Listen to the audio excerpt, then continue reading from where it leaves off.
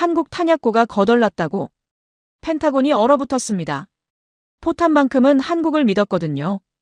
태국과 캄보디아 전쟁, 6일 만에 12만 발 소진. 우크라이나, 하루에 10,000발씩 쏘고 있죠. 미군 창고, 텅 비었습니다. 나토, 생산 한계에 도달했죠. 전 세계가 탄약 부족. 그때 들어온 충격적인 보고서. 한국군 비축량 7일분. 미국이 믿었던 마지막 카드가 무너졌습니다. 그런데 한국은 전혀 불안해 보이지 않았어요. 오히려 여유로웠죠. 그리고 끝내 드러난 진실. 한국의 산들이 숨기고 있었던 끝없는 터널. 360만 발의 침묵. AI 포탄. 바로 대한민국 이야기입니다. 932번 침략당한 나라가 70년간 조용히 준비한 것은 무엇일까요? 한국은 무엇을 숨기고 있었을까요? 이야기 시작하기 전에 좋아요와 구독 버튼 가볍게 한번 눌러주시면 저 감동 이야기 서은비에게 정말 따뜻한 격려가 됩니다. 지금 어디에서 이 영상을 시청하고 계신지 아래 댓글에 나눠주세요. 한국도 탄약이 없다고요? 데이터가 맞지 않았습니다. 그럴 리 없었죠. 회의실의 장관들이 고개를 저었습니다. 펜타곤은 패닉 상태였죠. 한국만 믿었는데 이거 진짜 사실입니까? 합참의장이 보고서를 내던졌습니다. 7일분이라고요? 데이터 오류 아닙니까? 다시 확인해 보셨습니까? 국무부 차관이 끼어들었어요. 오류가 아닙니다. 3차례 교차 검증했습니다. 그럼 한국이 우리를 속인 겁니까? 아니면 정말 다 수출해버린 거겠죠. 장관이 손으로 이마를 짚었습니다. 이건 단순한 군수 문제가 아닙니다. 동맹 체계 전체가 흔들려요. 한국이 무너지면 일본도 불안해집니다. 필리핀, 대만까지 연쇄 반응이 일어날 겁니다. 중국이 가만히 있을 것 같습니까? 회의실이 술렁였습니다. 누군가 지도를 펼쳤어요. 한국은 아시아 방위선의 핵심입니다. 여기가 뚫리면 북한이 먼저 움직일 겁니다. 최악의 시나리오예요. 저는 윌리엄 하이덴입니다. 미 국방부 군수분석관이자 예비역 대령이죠. 지난 12년간 나토 합동군수센터에서 전 세계 탄약 공급망을 분석해왔습니다. 숫자 외엔 믿지 않는 사람이에요. 그런 제가 2025년 믿을 수 없는 보고서를 받았습니다. 한국군 탄약 비축량 7일분. 회의실이 얼어붙었어요. 태국과 캄보디아가 국경에서 충돌한 지 닷새째였습니다. 단 6일 만에 12만 발의 포탄이 사라졌죠. 미군 창고는 이미 텅 비어 있었습니다. 우크라이나 전쟁이 3년째 계속되면서 나토 전체가 탄약 생산에 올인했거든요. 그런데도 부족했어요. 미국은 월 4만 7천 발을 만들어냈지만 우크라이나만 하루 10,000발을 쏘고 있었습니다. 유럽의 공장들도 한계였죠. 독일은 목표치의 절반도 못 채웠습니다. 프랑스는 생산 라인을 3교대로 돌렸지만 역부족이었어요. 영국은 자체 비축분도 바닥났습니다. 폴란드에선 국방장관이 긴급 기자회견을 열었어요. 한국에서 주문한 K9 자주포가 도착해야 우리가 삽니다. 발트 3국은 더 절박했습니다. 러시아가 국경에 병력을 증강하고 있습니다. 탄약을 보내주십시오. 나토 회의에서 사령관이 말했죠. 우리 손에 남은 카드는 한국뿐입니다. 중동도 마찬가지였어요. 사우디가 예멘 반군과 교전 중인데 탄약 요청이 쇄도했습니다. 이스라엘은 자체 생산으로 버티고 있었지만 그것도 시간 문제였죠. 전 세계가 탄약 부족에 시달리고 있었습니다. 그 와중에 아시아에서 전쟁이 터진 겁니다. 태국군은 사흘 만에 긴급 요청을 보냈습니다. 포탄이 바닥났습니다. 지원 부탁드립니다. 미군 태평양 사령부가 움직였지만 보낼 탄약이 없었어요.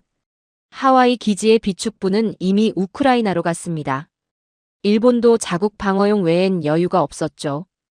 호주는 생산 능력 자체가 제한적이었습니다. 그래서 눈을 돌린 게 한국이었어요. 아시아 최대 군수 생산국. K9 자주포를 전 세계에 수출하는 나라. 폴란드만 1,000문을 주문했고 이집트, 인도, 호주까지 줄을 섰죠. 당연히 탄약도 넉넉할 거라 생각했습니다. 그런데 보고서는 정반대였어요. 한국군 비축 탄약 전쟁 발발 시 7일 버티기도 어려움.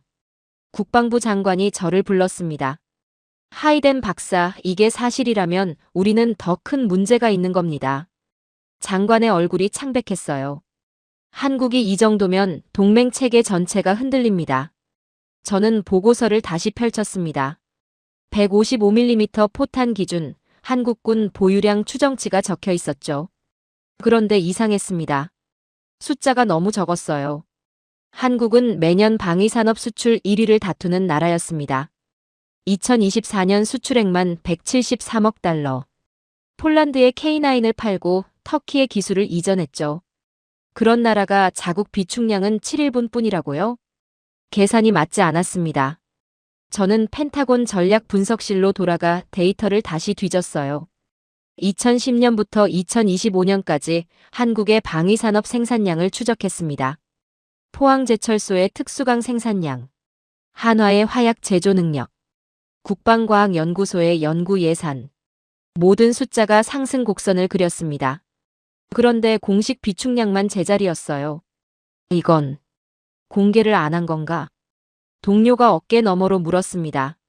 아니면 정말 다 수출해버린 건가요? 저는 고개를 저었습니다. 한국이 그렇게 멍청할 리 없어요. 그때 보좌관이 급히 들어왔습니다. 박사님, 태국에서 추가 보고 들어왔습니다. 캄보디아군이 국경을 넘었다고 했어요. 6개 사단이 동시에 움직였습니다. 태국은 미국의 긴급 지원을 요청했죠. 최소 20만 발의 포탄이 필요합니다. 펜타곤 회의실이 다시 소집됐습니다. 합참의장이 지도를 펼쳤어요. 현재 우리가 즉시 보낼 수 있는 물량은 5만 발입니다. 5만 발이요? 그걸로 뭘 하라는 겁니까? 나머지는 생산을 늘려야 합니다. 최소 3개월. 3개월이면 전쟁 끝납니다. 장관이 책상을 쳤습니다. 동맹국 중에 당장 지원 가능한 곳 없습니까? 일본은 불가, 호주는 물량 부족, 싱가포르는 자체 방어용만. 침묵이 흘렀습니다. 그때 누군가 말했어요. 한국은요? 한국은 보고서상 자체도 부족합니다. 그럼 끝났네요. 아시아 전선이 무너지는 겁니다. 저는 그 순간 확신했습니다. 뭔가 잘못됐다고. 한국이 정말 7일분밖에 없다면 이미 비상이 걸렸을 거예요. 그런데 서울에서 온 보고는 평온 그 자체였습니다.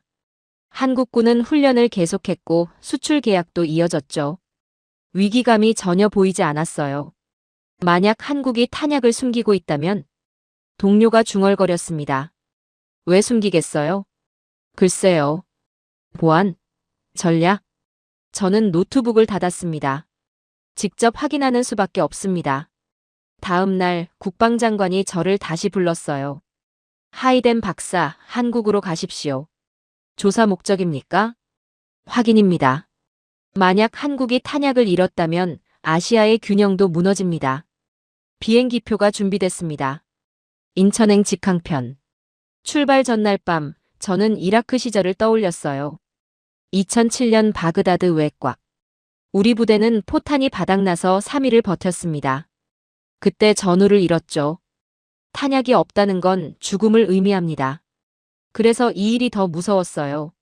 만약 한국이 정말 비어 있다면 북한은 가만히 있지 않을 겁니다.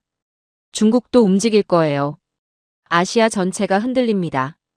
비행기는 13시간을 날았습니다. 저는 내내 데이터를 들여다봤어요. 한국의 지형, 인구, 산업구조, 155mm 포탄 생산 라인 5개, K9 자주포 3,300문, 세계 6위 무기 수출국. 그런데 비축량은 7일분. 솔직히 말하면 저도 한국을 잘 몰랐습니다. MIT에서 박사과정 밟을 때 동료들과 농담처럼 말했죠. 한국? 거기 탄약 만들어? 우린 한국을 미국 우산 아래 있는 작은 나라로만 봤어요. 1950년대엔 우리가 한국에 무기를 대줬습니다. 총알, 포탄, 전투기까지. 그게 70년 전 일인데 그 이미지가 남아있었던 거죠. 아직도 미군 기지에 의존하는 나라 아니야? 자체 방어도 못하잖아. 동료들의 말이 떠올랐습니다. 창밖으론 태평양이 끝없이 펼쳐졌어요. 저는 노트북을 다시 켰습니다. 최근 3년간 한국의 방산 수출 데이터. 폴란드 계약 140억 달러. 호주 계약 7억 달러. 이집트, 루마니아, 노르웨이까지. 이게 작은 나라가 하는 짓인가? 옆자리 승무원이 물었습니다. 한국 처음 가세요? 네, 업무차 가는 겁니다. 좋은 나라예요. 발전된 곳이죠. 발전됐다는 말이 이상하게 들렸어요. 우린 그저 동맹국 정도로만 생각했는데. 비행기가 인천에 착륙했습니다. 데이터상으론 부족한데 이상하게도 한국은 불안해 보이지 않았다. 공항에서 한국군 연락관이 기다리고 있었습니다. 하이덴 박사님이시죠? 환영합니다. 젊은 대령이었어요. 얼굴에 긴장감이 없었습니다. 오히려 여유로웠죠. 일정 말씀드리겠습니다. 내일 국방부 브리핑, 모레 시설 견학입니다. 어떤 시설입니까? 대령이 잠시 멈췄습니다.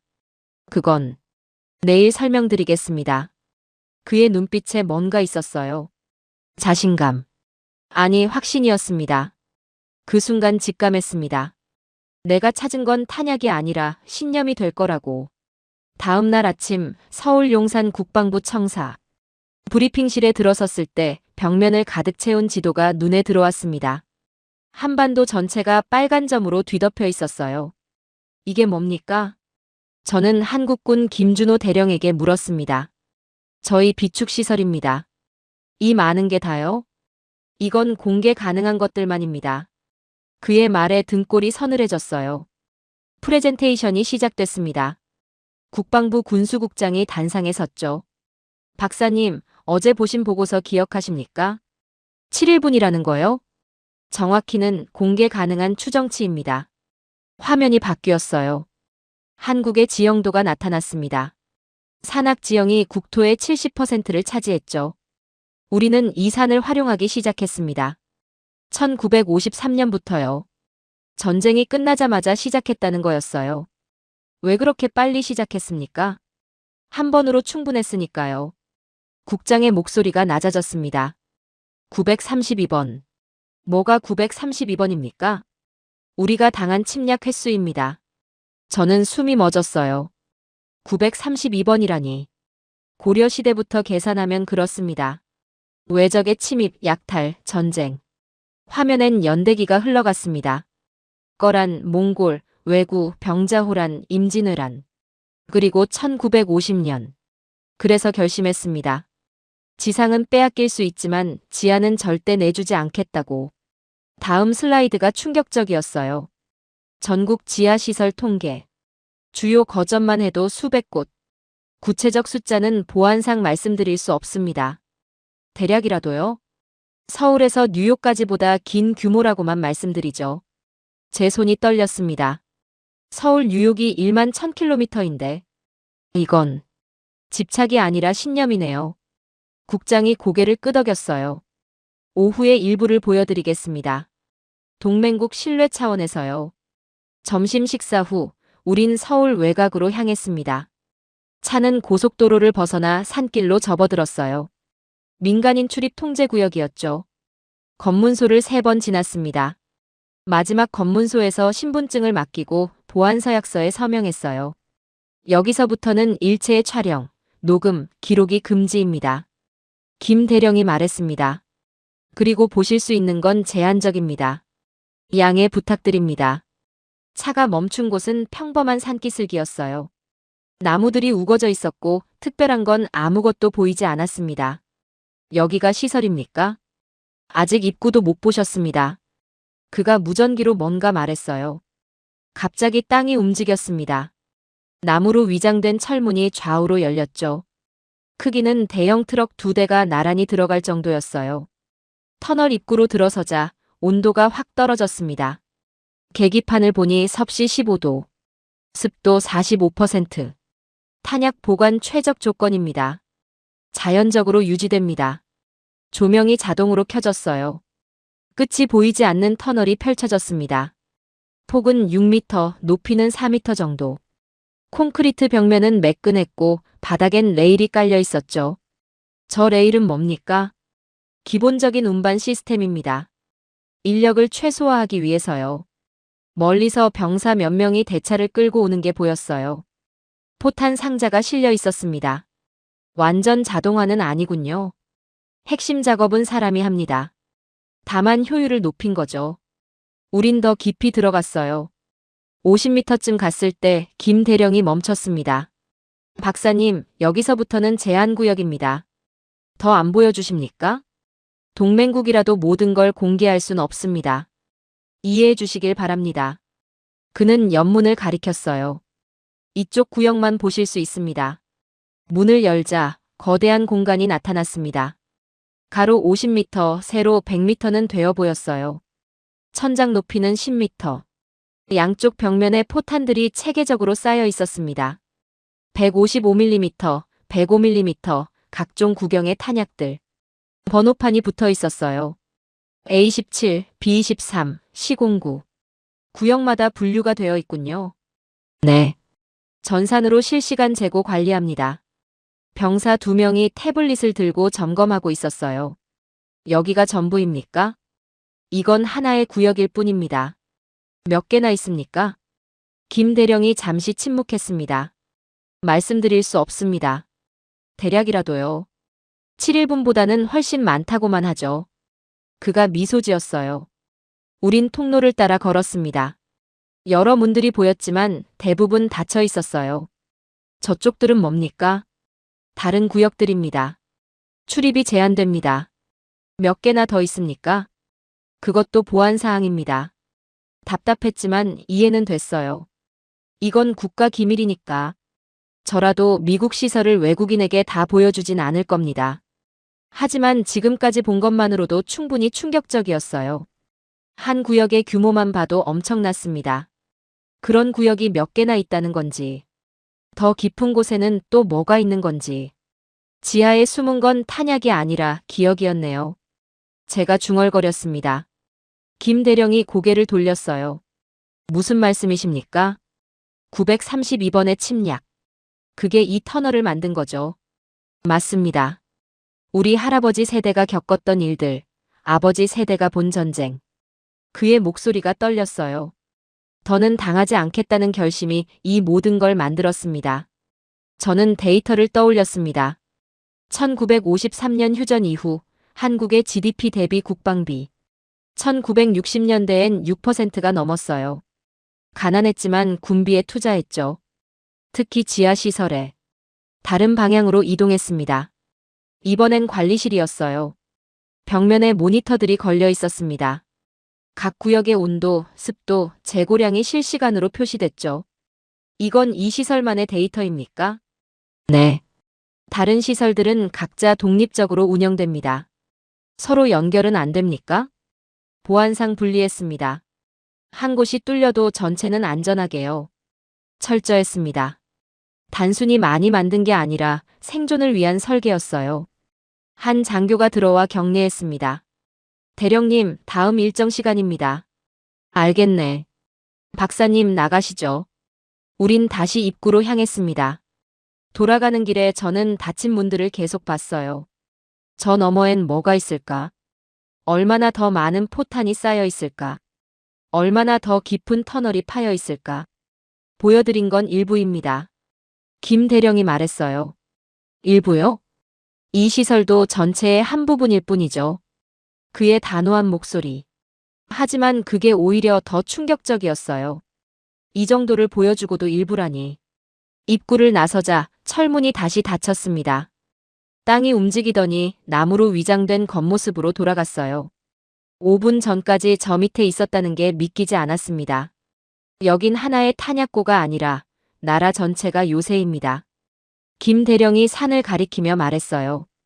저는 주변을 둘러봤습니다. 평범한 산들, 등산객들이 다닐 법한 길들. 하지만 이제 알았어요. 저 산 속에 뭐가 숨어 있는지. 차를 타고 나오면서 저는 한반도 지도를 떠올렸습니다. 태백산맥, 소백산맥, 지리산, 설악산. 국토의 70%가 산악지형. 그 산들 속에 얼마나 많은 시설이 숨어 있을까. 김 대령이 말했죠. 서울에서 뉴욕까지보다 긴 규모. 14,600km는 아닐까? 아니, 어쩌면 그 이상일지도.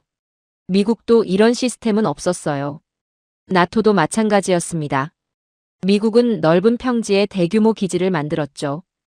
위성으로 다 보입니다. 하지만 한국은 달랐어요. 좁은 땅, 많은 산. 그걸 약점이 아니라 무기로 만들었습니다. 호텔로 돌아와 노트북을 켰습니다. 보고서를 작성하기 시작했어요. 한국의 탄약 비축은 기존 추정치를 훨씬 초과할 것으로 판단됨. 지하시설의 규모는 정확히 파악 불가. 동맹국에게도 제한적으로만 공개. 이는 보안이 철저하다는 증거. 타이핑을 멈추고 생각했습니다. 7일분이라는 보고서. 이제 그게 얼마나 우스운 숫자인지 알겠더군요. 한국이 숨긴 건 숫자가 아니었어요. 의지였습니다. 932번의 침략이 만든 결심. 절대 다시는 당하지 않겠다는 신념. 창밖을 봤습니다. 서울 야경이 펼쳐져 있었어요. 불빛이 환했습니다. 평화로워 보였죠.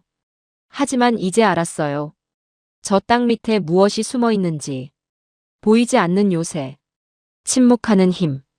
휴대전화가 울렸습니다. 김대령이었어요. 박사님, 내일 또 다른 시설을 보여드리겠습니다. 오늘 것과는 다릅니까? 완전히 다릅니다. 더 인상적일 겁니다. 전화를 끊고 저는 침대에 누웠어요. 오늘 본 것만으로도 충격인데 더 있다니. 그것도 일부만 봤다는데. 한국은 도대체 얼마나 준비한 걸까? 얼마나 많은 걸 숨기고 있을까? 그 질문이 머릿속을 떠나지 않았습니다. 이라크에서 전우를 잃었을 때 저는 생각했어요. 탄약이 전쟁을 결정한다고. 그런데 한국은 70년 전부터 그걸 알고 있었습니다. 그리고 준비해왔죠. 숨죽여, 조용히, 철저하게. 펜타곤도 몰랐어요. CIA도 정확한 숫자는 모를 겁니다. 왜냐하면 한국이 공개하지 않으니까. 동맹국에게도 일부만 보여주니까. 그게 오히려 더 무서웠습니다. 보이지 않는 힘. 알 수 없는 규모. 측정할 수 없는 의지. 그게 진짜 억제력이었습니다. 셋째 날 국방부 지하 3층 작전실. 문을 열고 들어선 순간 숨이 멎었습니다. 벽 전체가 스크린이었어요. 가로 20m, 세로 5m 크기. 한반도 지도가 3D로 펼쳐져 있었습니다. 이게 뭡니까? 김 대령이 대답했어요. 우리의 시뮬레이션 시스템입니다. 시뮬레이션이요? 네. 전시 상황을 완벽하게 재현합니다. 스크린 앞에 장교 10명이 앉아 있었어요. 각자 컴퓨터를 조작하고 있었죠. 중앙엔 별 3계단 장성이 서 있었습니다. 하이덴 박사님을 모셨습니다. 김 대령이 보고했어요. 장성이 고개를 돌렸습니다. 환영합니다. 저는 합동참모본부 작전차장 이승현입니다. 악수를 나눴어요. 그의 손은 거칠었습니다. 현장 경험이 많은 군인이라는 게 느껴졌죠. 오늘 보여드릴 건 우리의 작전 계획입니다. 어떤 계획입니까? 최악의 시나리오죠. 전면전 발발 시. 스크린이 변했어요. 북한 지역에 빨간 점들이 나타났습니다. 수천 개가 넘었어요. 저게 뭡니까? 저게 주요 표적입니다. 총 5,000개. 5,000개요? 포병 진지, 미사일 기지, 지휘소, 보급로, 레이더 시설. 이승현 장군이 하나씩 설명했어요. 이 모든 걸 무력화해야 전쟁이 끝납니다. 얼마나 걸립니까? 장군이 잠시 침묵했습니다. 시뮬레이션 상으론 72시간입니다. 72시간. 3일. 72시간이면 5,000개 표적을 다 파괴한다고요? 그게 시스템이 산출한 최대 시간입니다. 저는 믿을 수 없었어요. 미군의 이라크 침공은 3주가 걸렸습니다. 아프간은 몇 달이 걸렸죠. 그런데 한국은 72시간이라고요? 실제로 해보시겠습니까? 장군이 물었습니다. 지금요? 네. 박사님이 직접 확인하시죠. 그가 손짓했어요. 장교들이 키보드를 두드렸습니다. 스크린에 글자가 떴어요. 시뮬레이션 시작. 갑자기 화면이 움직이기 시작했습니다. 한반도 전역에서 파란 점들이 나타났어요. 저게 뭡니까? 우리 K9 자주포입니다. 3,300문. 3,300개의 파란 점. 전국에 배치돼 있었습니다. 경기도, 강원도, 충청도, 전라도. 휴전선 근처에 집중됐지만 후방에도 상당수가 있었어요. 발사 준비 완료. 장교가 보고했습니다. 시작. 장군이 명령했어요. 순간 화면이 폭발했습니다. 파란 점들에서 작은 궤적들이 쏟아졌어요. 빨간 표적을 향해 날아갔죠. 처음 30초 만에 수백 개 표적이 사라졌습니다. 이게 실시간입니까? 실제 발사 속도를 반영했습니다. K9 자주포의 분당 발사 속도는 6발. 3,300문이 동시에 쏘면 분당 19,800발. 1시간이면 118만 발. 숫자가 믿기지 않았어요. 시뮬레이션은 계속됐습니다. 북한의 포병 진지가 먼저 사라졌어요. 파란 궤적들이 집중 공격했습니다. 1시간 경과. 빨간 점의 30%가 사라졌습니다. 적 반격 시뮬레이션도 포함됐습니까? 당연합니다. 실전과 동일하게요. 스크린 북쪽에서 빨간 궤적들이 날아왔어요. 남쪽을 향해 포격했습니다. 하지만 숫자가 적었어요. 왜 반격이 약합니까? 이미 그들의 포대를 상당수 무력화했으니까요. 이승현 장군이 설명했습니다. 첫 1시간이 승부입니다. 그 시간에 적의 화력을 제압하면 이깁니다. 시뮬레이션이 6시간째 접어들었어요. 빨간 점의 60%가 사라졌습니다. 북한의 미사일 기지들이 집중 타격당했어요. 탄약 소모량은요? 현재 약 80만 발입니다. 80만 발. 엄청난 숫자였어요. 하지만 시뮬레이션은 멈추지 않았습니다. 12시간 경과. 빨간 점의 80% 소멸. 24시간 경과. 90% 소멸. 그때 이승현 장군이 말했어요. 여기서 멈춰도 됩니다. 왜요? 90% 무력화면 전쟁은 끝난 겁니다. 시뮬레이션은 72시간이라며요? 그건 100% 기준입니다. 하지만 실전이라면 그가 잠시 멈췄습니다. 실전이라면 24시간이면 됩니다. 회의실의 공기가 멎었어요. 24시간. 단 하루. 저는 스크린을 다시 봤습니다. 한반도가 파란 궤적으로 뒤덮여 있었어요. 북한 지역엔 빨간 점이 거의 남아있지 않았습니다. 근데 이 정도로 버틸 탄약이 있다는 말입니까? 탄약 소모량은 얼마입니까? 24시간 기준 약 180만 발. 72시간이면요? 약 360만 발입니다. 360만 발. 그 숫자가 머릿속에 박혔어요. 이게 진짜 현재 보유량으로 가능합니까? 이승현 장군이 고개를 끄덕였습니다. 충분합니다. 얼마나 충분합니까? 그건 말씀드릴 수 없습니다. 하지만 전쟁을 끝내고도 남죠. 그의 표정엔 여유가 있었어요. 360만 발로도 부족하지 않다는 확신. 시뮬레이션을 정지시켰습니다. 최종 결과가 화면에 떴어요. 작전 시간 72시간. 표적 파괴율 99.2%. 탄약 소모 360만 발. 아군 피해 최소화. 저는 의자에 주저앉았습니다. 72시간. 단 3일 만에 전쟁이 끝난다고요? 이건 단순한 탄약이 아니다. 한 나라의 철학이네요. 포탄의 진심인 나라. 중얼거렸어요. 이승현 장군이 제 옆에 섰습니다. 박사님 이해하셨습니까? 뭘요? 왜 우리가 이렇게 준비했는지. 저는 고개를 들었어요. 1950년엔 준비가 없었습니다. 그래서 3년을 싸웠죠. 빌고 빌어 다른 나라에서 무기와 탄약들을 구걸했죠. 장군의 목소리가 낮아졌습니다. 이젠 달라요. 다시는 그런 일 없습니다. 하지만 이 정도 화력이면 전쟁을 막을 수 있습니다. 그가 단호하게 말했어요. 적도 압니다. 이 시뮬레이션 결과를요. 공개했습니까? 일부는요. 사전 억제력이니까요.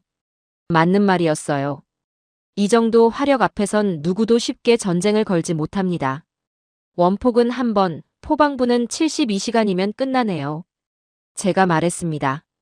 장군이 씁쓸하게 웃었어요. 우린 핵무기가 없습니다. 그래서 이걸 만들었죠. 근데 앞으로 핵무기도 어쩌면 생길지도 모르겠죠. 이 화력 앞에서 전쟁은 사치입니다. 맞습니다. 이젠 아무도 감히 시작하지 못합니다. 그가 스크린을 가리켰어요. 이게 우리의 평화입니다. 평화요? 장군의 말이 가슴에 와닿았어요. 미국은 항공모함으로 평화를 만들었습니다. 러시아는 핵무기로, 중국은 인구로. 하지만 한국은 포탄으로 평화를 만들었어요. 3,300문의 자주포, 360만 발의 포탄, 72시간의 시뮬레이션. 그게 한국의 답이었습니다. 질문 하나 해도 됩니까? 말씀하세요. 이 시스템 언제부터 준비했습니까? K9 개발은 1989년 시작했습니다. 1989년. 36년 전부터 준비했다는 거죠. 냉전이 끝날 무렵, 세계가 평화를 이야기할 때, 한국은 조용히 무기를 만들고 있었습니다. 긴 시간이네요. 전쟁을 막으려면 긴 시간이 필요합니다. 장군이 스크린을 껐어요. 한반도가 어둠 속으로 사라졌습니다. 하지만 이제 알았어요. 저 어둠 속에 무엇이 숨어 있는지. 3,300문의 포, 360만 발의 의지, 72시간의 확신. 그게 한국이 가진 평화였습니다. 작전실을 나오면서 생각했어요. 전쟁을 끝내는 가장 확실한 방법. 시작하지 못하게 만드는 것. 한국은 그 방법을 찾았습니다. 압도적 화력, 철저한 준비, 완벽한 시뮬레이션. 공포의 균형을 넘어선 평화의 균형. 중얼거렸어요. 냉전 시대엔 핵무기가 균형을 만들었습니다. 공포가 전쟁을 막았죠. 하지만 한국은 다른 방법을 택했어요. 공포가 아니라 확신. 우리가 이긴다는 확신. 그 확신이 평화를 만드는 겁니다. 복도를 걸으며 김 대령에게 물었어요. 근데 이 시뮬레이션 믿을 수 있습니까? 2003년부터 매년 검증합니다. 어떻게요? 실제 훈련으로요. 데이터는 거짓말 안 합니다. 맞는 말이었어요. 숫자는 거짓말하지 않습니다. 3,300문, 360만 발, 72시간. 그 숫자들이 한국의 진실이었습니다. 그날 저녁 워싱턴에서 긴급 영상회의가 소집됐습니다. 저는 서울 호텔에서 접속했어요. 화면엔 국방장관과 합참의장이 보였습니다. 하이덴 박사, 상황이 급박합니다. 장관의 목소리가 무거웠어요. 태국, 캄보디아 전선이 확전됐습니다. 얼마나 심각합니까? 6일 만에 12만 발을 소모했습니다. 12만 발. 일주일도 안 돼서요. 우리 비축부는요? 하와이 기지가 거의 바닥났습니다. 몬토에서 긴급 수송 중이지만 합참의장이 끼어들었어요. 우크라이나 전선도 못 버팁니다. 나토 전체가 탄약 부족입니다. 화면이 바뀌었어요. 세계 지도가 나타났습니다. 빨간색으로 표시된 곳들. 우크라이나, 태국, 중동. 모두 탄약을 요청한 지역들이었어요. 현재 우리 월 생산량은 4만 7천 발입니다. 그걸로 어떻게 감당합니까? 못 감당합니다. 그래서 동맹국들을 점검 중입니다. 장관이 서류를 들었어요. 독일 목표치의 48%. 프랑스 3교대 가동 중이지만 역부족. 영국 자체 비축분도 바닥. 폴란드는 한국제 K9 도착만 기다리는 중. 절망적인 숫자들이었어요. 그래서 한국입니다. 장관이 저를 쳐다봤어요. 박사님이 확인한 바로는 한국의 비축량은 어느 정도입니까? 정확한 숫자는 공개하지 않았습니다. 추정치라도요. 7일분보다는 훨씬 많습니다. 아마 우리 상상을 초과할 겁니다. 회의실이 술렁였어요. 생산 능력은요? 월 23만 발로 추정됩니다. 침묵이 흘렀습니다. 미국의 5배. 23만 발이요? 한 달 생산이 이 정도라는 말입니까? 네. 한화, 풍산 등 5개 라인이 풀가동 중입니다. 합참의장이 한숨을 쉬었어요. 우리가 의존하는 건 석유가 아니라 한국의 공장이네요. 누군가 중얼거렸습니다. 장관이 결정을 내렸어요. 박사님, 한국 측에 공식 요청하십시오. 무엇을요? 태평양 동맹을 위해 그들의 창고를 열어달라고. 다음 날 국방부 회의실. 한국 측 고위 관계자들이 모였습니다. 국방부 차관, 방위사업청장, 합참작전본부장. 저는 미국의 요청을 전달했어요. 태국 전선에 긴급 지원이 필요합니다. 얼마나 필요합니까? 방사청장이 물었습니다. 최소 10만 발입니다. 10만 발이요? 네. 그리고 지속적인 공급도 필요합니다. 차관이 서류를 넘겼어요. 미국뿐 아니라 나토에서도 요청이 들어왔습니다. 나토도요? 폴란드, 에스토니아, 루마니아. 모두 한국제 탄약을 원합니다. 그가 다른 서류를 꺼냈어요. 중동에서도 연락이 왔습니다. 사우디, UAE. 세 개가 한국을 보고 있었어요. 공급 가능합니까? 제가 물었습니다. 차관이 작전본부장을 쳐다봤어요. 검토가 필요합니다. 우리 안보도 중요하니까요. 하지만 동맹 관계도 중요하지 않습니까? 물론입니다. 다만 우선순위를 정해야 합니다. 회의는 2시간 이어졌어요. 결론이 나왔습니다. 태국의 5만 발 긴급 지원. 나토의 3만 발 공급. 단, 우리 비축량에 영향 없는 선에서. 저는 놀랐어요. 지원하면서도 자국 안보를 지킨다고요? 저렇게 지원하고도 그게 가능합니까? 차관이 미소 지었습니다. 우리 생산량이라면 가능합니다. 월 23만 발 생산. 수출 8만 발. 여전히 15만 발이 남았어요. 탄약이 아니라 한국이 태국의 전선을 살렸다. 저는 보고서에 이렇게 적었습니다. 미국은 더 이상 세계의 무기고가 아니었어요. 한국이 그 자리를 대신하고 있었습니다. 조용히 효율적으로. 그리고 바로 실행에 움직였죠. 태국에서 소식이 왔어요. 한국제 포탄 5만 발이 도착했다고. 전세가 바뀌었습니다. 캄보디아군이 후퇴했어요. 탄약이 전쟁을 바꿨습니다. 워싱턴 회의실에서 장관이 말했어요. 360만 발의 숫자는 단순한 통계가 아니었다. 하나의 경고였네요. 맞는 말이었어요. 한국의 360만 발은 단순한 재고가 아니었습니다. 메시지였죠. 우리는 준비됐다는. 이제 전쟁의 탄환은 서울에서 출발했습니다. 누군가 중얼거렸습니다.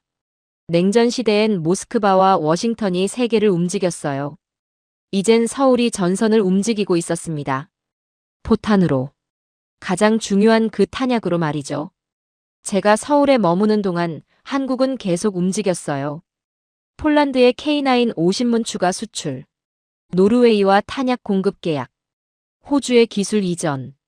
세계가 한국을 찾았습니다. 무기를 사러. 기술을 배우러. 탄약을 구하러. 한국은 더 이상 보호받는 나라가 아니었어요. 세계를 지탱하는 나라였습니다. 김 대령이 말했죠. 미국을 구한 한국의 공장들.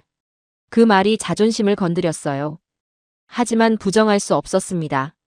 미국 장성들도 인정할 수 없을 겁니다.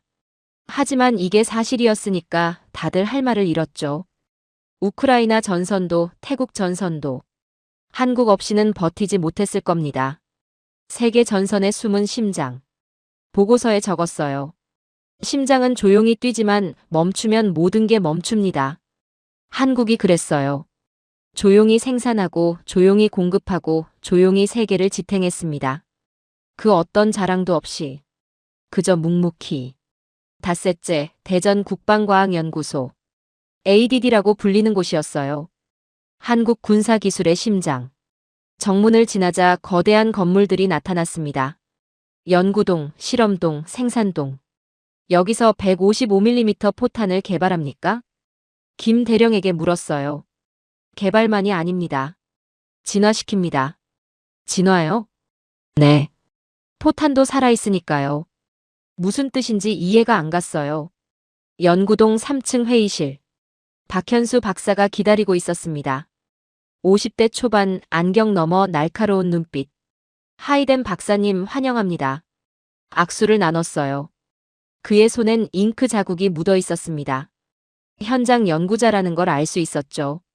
오늘 보여드릴 건 우리의 자랑입니다. 155mm 포탄입니까? 정확히는 그 안에 담긴 기술이죠. 테이블 위에 포탄이 놓여 있었어요. 길이 약 60cm, 무게 43kg. 겉보기엔 평범한 금속 덩어리였습니다. 이게 뭐가 특별합니까? 박현수 박사가 포탄을 들었어요. 155mm는 단순한 금속이 아닙니다. 데이터의 결정체죠. 데이터요? 네. 이 안엔 50년간 축적된 데이터가 들어 있습니다. 그가 포탄의 단면도를 펼쳤어요. 화약, 신관, 탄두, 추진체. 각 부분마다 숫자들이 빼곡했습니다. 화약 배합 비율 0.01g 단위로 조정합니다. 신관 작동 시간 0.001초 단위로 제어합니다. 탄두 무게 중심 0.1mm 단위로 맞춥니다. 정밀함이 무서울 정도였어요. 왜 그렇게 정밀해야 합니까? 명중률 때문입니다. 박 박사가 다른 자료를 꺼냈어요. 그래프였습니다. 2000년대 초반 우리 포탄 명중률은 87%였습니다. 87%면 나쁘지 않은데요. 전쟁에선 부족합니다. 13발 중 2발이 빗나간다는 뜻이니까요. 그가 그래프를 가리켰어요.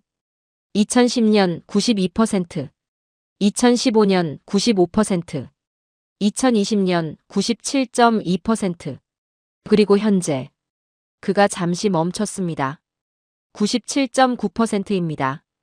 97.9%. 100발 중 98발이 명중한다는 뜻. 어떻게 가능합니까? AI 덕분입니다. 그가 노트북을 켰어요. 화면에 복잡한 수식들이 나타났습니다.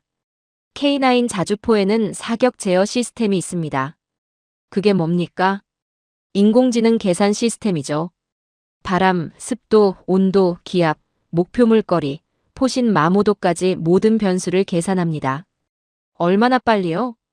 0.3초입니다. 0.3초. 눈 깜빡할 사이. 그 시간에 모든 계산이 끝납니까? 네. 그리고 최적의 발사 각도를 제시합니다. 박 박사가 시뮬레이션을 보여줬어요. 화면 속 K9 자주포가 목표를 잡았습니다. 숫자들이 미친 듯이 변했어요. 풍속 3.2m, 습도 62%, 온도 18도. 0.3초 후 최적각 도출. 발사. 정확히 명중. 오차 반경은 얼마입니까? 평균 3m입니다. 3m. 30km 방 목표를 쏘는데 오차가 3m라고요? 이건 세계 최고 수준 아닙니까? 맞습니다. 현재 기록 보유국입니다. 박 박사가 자랑스러워했어요. 미국은요? 평균 5m입니다.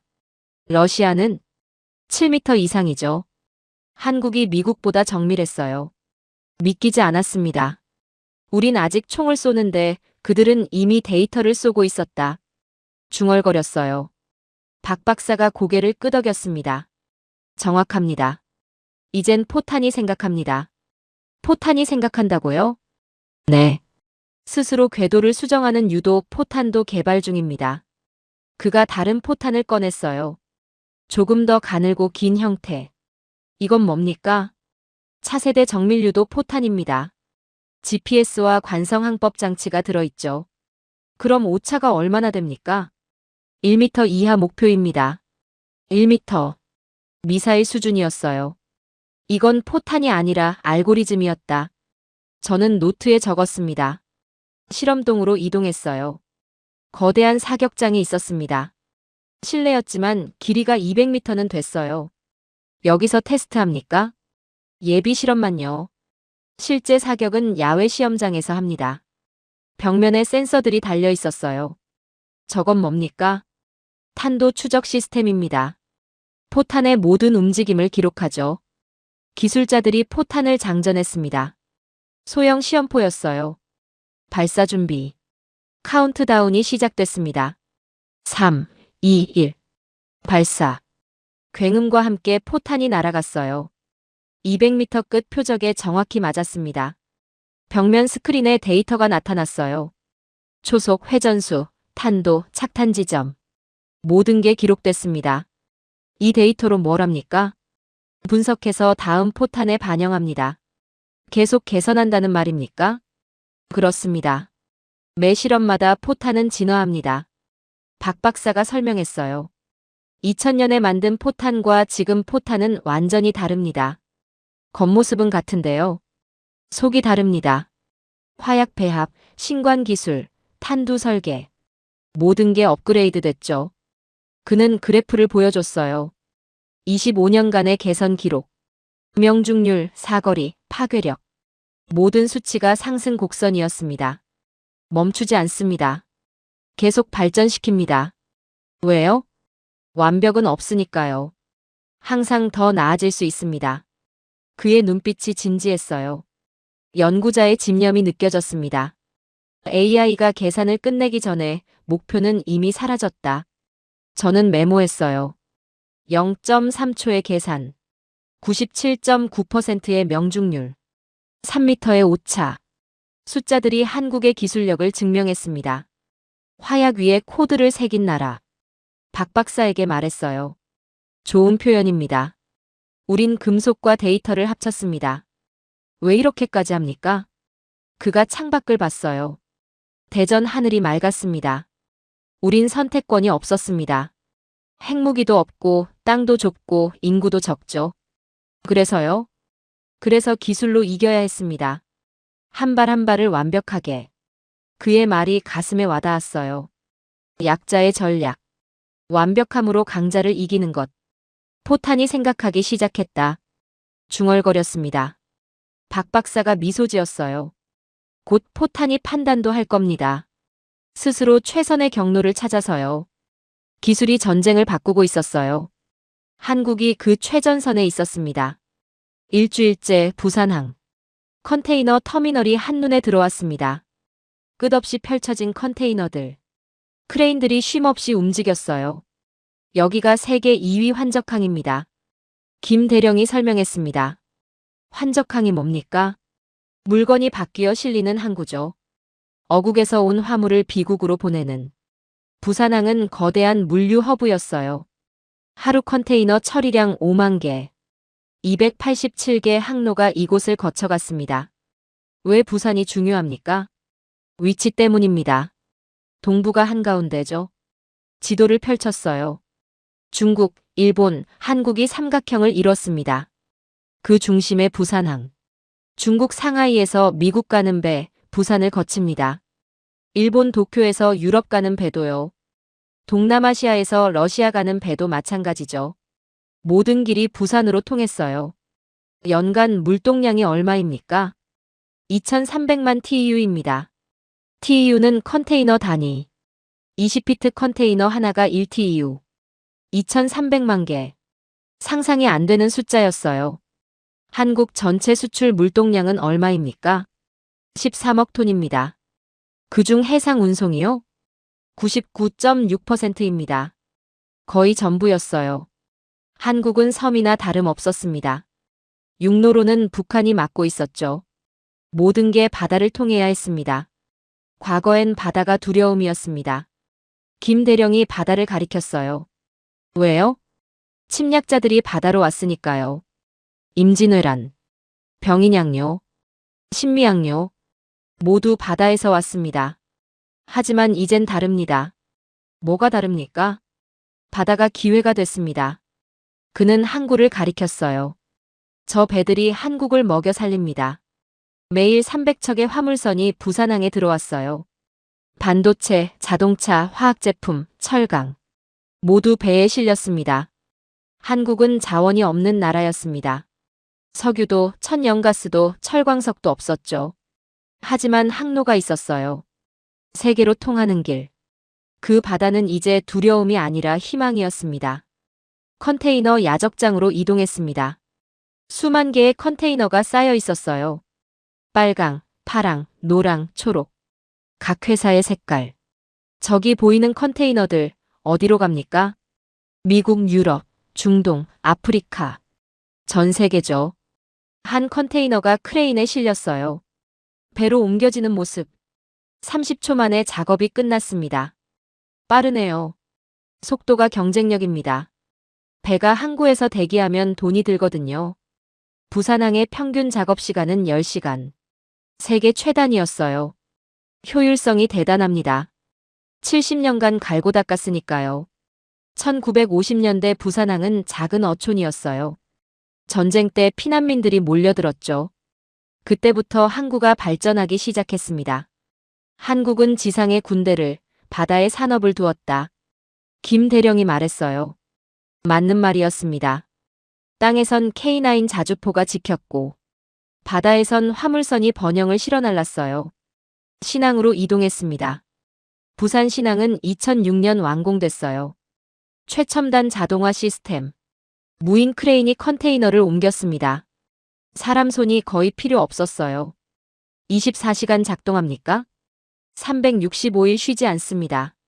밤에도 비가 와도 눈이 와도 멈추지 않았어요. 세계 경제가 이곳에 의존했습니다. 만약 부산항이 멈추면 어떻게 됩니까? 동북아 물류가 마비됩니다. 그만큼 중요했어요. 관제센터로 들어갔습니다. 벽면 스크린에 실시간 선박 위치가 나타났어요.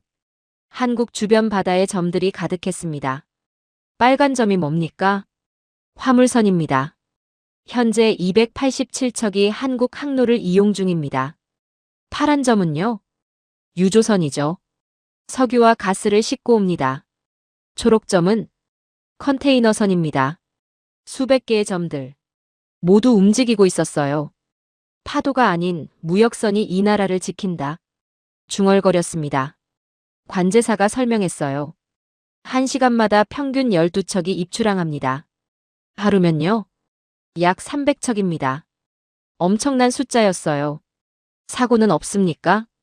안전 시스템이 철저합니다. 지난 10년간 큰 사고 없었습니다. 한국의 해상 관제 기술은 세계 최고였어요. 레이더, GPS, AIS 시스템. 모든 배가 실시간 추적됐습니다. 밖으로 나왔습니다. 바다가 펼쳐졌어요. 수평선 너머로 화물선들이 보였습니다. 줄지어 들어오고 있었죠. 바다가 바뀌었습니다. 김 대령이 말했어요. 어떻게요? 과거엔 침략의 통로였지만 이젠 번영의 통로죠. 침략의 바다에서 번영의 바다로. 맞습니다. 우리가 바꿨습니다. 어떻게 바꿨을까요? 기술로, 노력으로, 의지로. 1960년대 한국은 가난했어요. 1인당 GDP 100달러. 세계 최빈국 중 하나였죠. 하지만 바다가 있었습니다. 그 바다를 활용했어요. 무역으로, 조선으로, 물류로. 한국은 섬나라가 아닌데 섬나라처럼 살았습니다. 제가 말했어요. 선택이 아니라 생존이었습니다. 김 대령이 대답했어요. 육로가 막혔으니 바다로 나갈 수밖에 없었죠. 그게 오히려 기회가 됐습니다. 조선업 세계 1위, 해운업 세계 5위, 항만 처리량 세계 2위. 모두 바다 덕분이었어요. 만약 통일되면 어떻게 됩니까? 갑자기 궁금해졌어요. 육로가 열리겠죠. 시베리아 횡단철도까지. 그럼 바다는요? 여전히 중요합니다. 바다는 더 빠르고 저렴하니까요. 그는 확신에 차 있었어요. 바다는 한국의 운명이었습니다. 과거에도 현재에도 미래에도 돌아오는 차 안에서 생각했어요. 한국은 2개의 방어선을 가졌습니다. 첫 번째는 땅속, 지하 터널, 360만 발의 포탄, K9 자주포. 두 번째는 바다, 287개 항로, 매일 300척의 배, 13억 톤의 물동량. 하나는 전쟁을 막고, 하나는 번영을 가져왔습니다. 한국의 진짜 힘은 이중 전략이다. 노트에 적었어요. 군사력과 경제력, 방어와 공격, 침묵과 소통. 모든 게 균형을 이뤘습니다. 그게 한국을 지탱하는 힘이었어요. 열흘째 워싱턴으로 돌아왔습니다. 펜타곤 전략 분석실. 제 책상엔 자료들이 쌓여 있었어요. 한국에서 가져온 데이터, 사진, 메모. 보고서를 작성해야 했습니다. 키보드를 두드리기 시작했어요. 한국 군수 능력 평가 보고서. 작성자 윌리엄 하이덴. 결론 한국은 대체 불가능하다. 손이 멈췄습니다. 대체 불가능. 강한 표현이었지만 사실이었어요. 다시 타이핑했습니다. 한국의 월 생산 능력 23만 발. 미국의 월 생산 능력 4만 7천 발. 비율 한국이 미국의 4.9배. 숫자를 보니 현실이 와닿았어요. 우리가 한국을 지켜주는 게 아니었습니다. 한국이 우리를 지탱하고 있었어요. 보고서는 50페이지가 넘었습니다. 지하시설, 시뮬레이션, 기술력, 항만. 모든 걸 담았어요. 마지막 장에 결론을 적었습니다. 한국의 산업 능력은 필수 불가결해졌다. 영어로는 더 간결했죠. 대체할 수 없다. 보고서를 제출했습니다. 이틀 후 백악관에서 연락이 왔어요. 국방 브리핑에 참석해 주십시오. 대통령 집무실 옆 회의실. 국방장관, 합참의장, 국무장관, 그리고 육해 공군 참모총장들. 15명이 넘는 고위 인사들이 모였습니다. 분위기가 무거웠어요. 저는 프레젠테이션을 준비했습니다. 한국 현황 보고를 시작하겠습니다. 첫 슬라이드. 한국 지도와 붉은 점들. 전국 지하시설, 수백 곳 이상 추정. 그때 육군 참모총장이 손을 들었어요. 잠깐만요. 왜 이제야 이걸 압니까? 무슨 말씀이신지요? 한국은 동맹국입니다. 근데 왜 포탄을 숨긴 겁니까? 회의실이 술렁였어요. 숨긴 게 아닙니다. 우리가 지상시설만 파악했을 뿐이죠. 그게 숨긴 거 아닙니까? 공군 참모총장이 끼어들었어요. 동맹국이 군수 비축량을 숨긴다. 이건 신뢰 문제입니다. 저는 심호흡했습니다. 장군님들, 한국은 보안상 이유로 전체 규모를 공개하지 않았습니다. 보안이요? 우리한테도요? 네. 북한과 중국도 보니까요. 그래도 동맹인데. 해군 참모총장이 불만스러워했어요. 국방장관이 개입했습니다. 계속하시죠, 박사님. 다음 슬라이드. 생산 능력 비교 그래프. 미국 4만 7천 발. 한국 23만 발. 침묵이 흘렀습니다. 이건 오류 아닙니까? 누군가 물었어요. 3차례 검증했습니다. 정확합니다. 한국이 우리보다 5배나 많이 만든다고요? 합참의장이 믿지 못하겠다는 표정이었어요. 네. 그리고 품질도 우수합니다. 다음 슬라이드. 태국 캄보디아 전선 사진. 지난주 태국군이 한국제 KGGB를 사용했습니다. KGGB가 뭡니까? 한국형 유도 활공 탄약입니다. 영상을 재생했어요. 포탄이 발사되는 장면. 공중에서 날개가 펼쳐졌습니다. 스스로 방향을 바꾸며 날아갔어요. 목표물에 정확히 명중. 오차 범위가 얼마입니까? 1m입니다. 회의실이 술렁였습니다. 1m요? 네. GPS 유도로 정밀 타격합니다. 이건 말도 안 됩니다. 육군 참모총장이 자리에서 일어났어요. 우리 M982 엑스칼리버도 오차 5m인데 한국이 1m라고요? 실전 결과가 증명합니다. 영상을 다시 보여줬어요. 캄보디아군 지휘소가 정확히 파괴됐습니다. 한 발로. 이 한 발이 전세를 바꿨습니다. 제가 설명했어요. 태국군은 KGGB 20발로 캄보디아군 사령부를 무력화했습니다. 20발로요? 네. 기존엔 200발이 필요했던 작전입니다. 숫자가 충격이었어요. 10분의 1. 언제부터 이런 기술을 가졌습니까? 국무장관이 물었습니다. 2020년부터 실전 배치했습니다. 왜 우리는 몰랐습니까? 한국이 공개하지 않았고 우리도 관심이 없었습니다. 쓴소리였지만 사실이었어요. 다음 슬라이드. 세계 방산 수출 순위.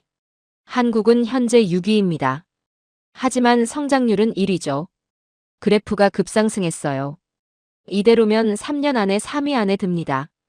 프랑스를 넘어선다는 겁니까? 이미 일부 분야에선 넘어섰습니다. 해군 참모총장이 책상을 쳤어요. 이건 우리 문제입니다.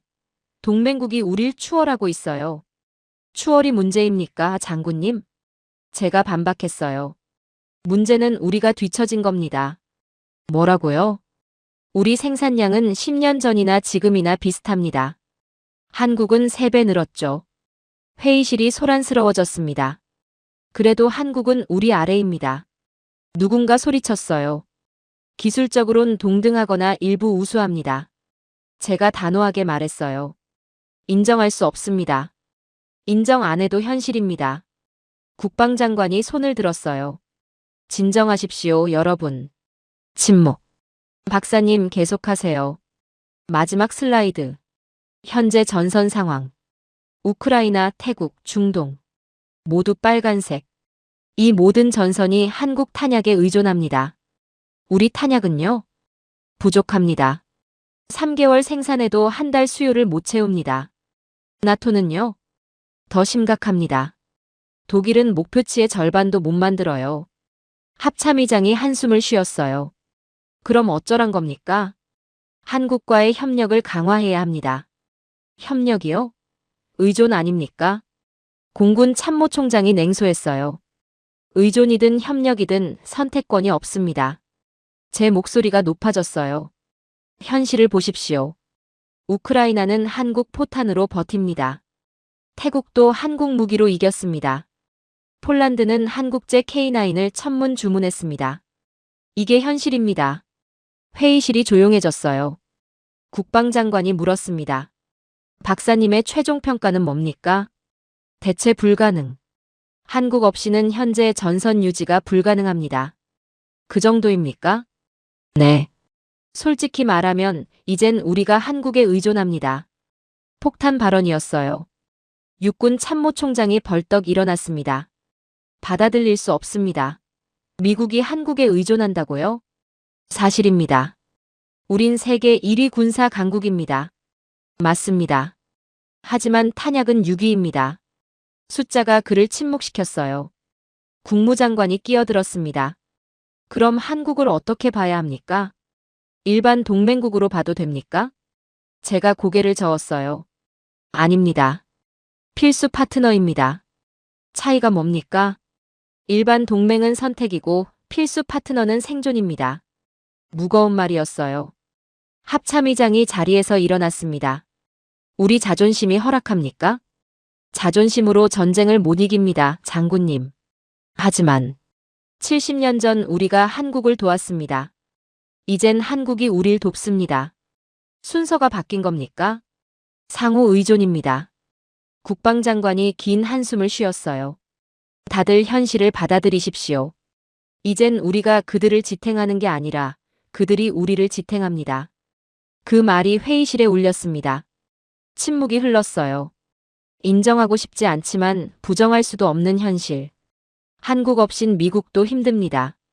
누군가 작게 중얼거렸습니다. 맞는 말이었어요. 회의가 끝난 후 복도에서 육군 참모총장이 저를 불렀어요. 박사님. 네, 장군님. 제가 너무 감정적이었습니다. 이해합니다. 하지만 받아들이기 힘듭니다.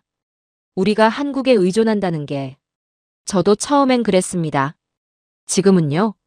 지금은 감사합니다. 한국이 준비해뒀으니까요. 그가 고개를 끄덕였어요. 만약 한국이 없었다면요? 우크라이나는 벌써 무너졌을 겁니다. 그렇겠군요. 그는 창밖을 봤어요. 자존심 상하지만 인정해야겠습니다. 현명한 판단입니다, 장군님. 며칠 후 공식 문서가 나왔습니다. 백악관 국방 브리핑 결과 한국의 산업 능력은 미국 안보에 필수적. 동맹 협력 강화 필요. 군수 분야 상호 의존 인정. 한국을 핵심 전략 파트너로 재분류. 언론이 보도했어요. 미국, 한국을 필수 파트너로 격상. 펜타곤, 한국 군수 능력 의존 공식 인정. 한국 없인 미국 전선 유지 불가. 변화였습니다.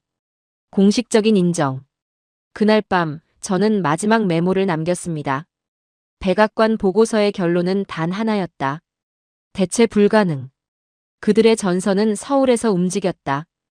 KGB 한 발이 미국 장성들의 자존심을 깼다. 오차 1m 말도 안 되지만 현실이다. 이젠 우리가 그들을 지키는 게 아니었다. 펜을 내려놓고 생각했어요. 펜타곤 회의실의 혼란. 장성들의 분노. 자존심과 현실의 충돌. 하지만 결국 모두 인정했습니다. 한국은 대체 불가능하다고. 한국은 보호받는 나라에서 지탱하는 나라가 됐다. 마지막 줄을 적었습니다. 창밖을 봤어요. 워싱턴의 밤. 백악관이 멀리 보였습니다. 저 안에서 오늘 역사가 바뀌었어요. 미국이 한국을 바라보는 시선. 70년 만에 역전됐습니다. 그리고 곧 저는 다시 서울에 왔습니다. 이번엔 공식 일정이 아니었어요. 개인적인 방문이었습니다. 김준호 대령에게 연락했어요. 다시 뵙고 싶습니다. 환영합니다. 무엇을 도와드릴까요? 질문이 하나 있습니다. 말씀하세요. 한국은 왜 이렇게 준비했습니까? 전화 너머로 침묵이 흘렀어요. 직접 만나서 얘기하시죠. 다음 날 전쟁기념관에서 만났습니다. 입구의 형제상. 전쟁으로 헤어진 형제가 다시 만나는 조각. 여기서 시작하고 싶었습니다. 김 대령이 말했어요. 왜요? 우리의 이유가 여기 있으니까요. 그는 전시실로 걸어갔습니다. 6.25 전쟁관. 사진들이 벽을 채웠어요. 폐허가 된 서울. 피난민 행렬. 전사한 군인들. 1950년 6월 25일, 우린 준비가 없었습니다. 김 대령의 목소리가 낮아졌어요. 그래서 서울이 3일 만에 함락됐습니다. 탱크도 전투기도 포탄도 없었죠. 맨손으로 싸워야 했습니다. 그는 다른 사진을 가리켰어요. 유엔군이 상륙하는 모습. 미국이 도와줬습니다. 그래서 버텼죠. 하지만 깨달았습니다.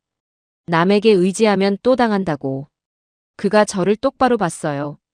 그래서 결심했습니다. 다시는 준비 없이 당하지 않겠다고. 우린 밖으로 나왔습니다. 기념관 뒤편 야외 전시장. K9 자주포가 전시돼 있었어요. 이게 우리의 답입니다. 포탄이요?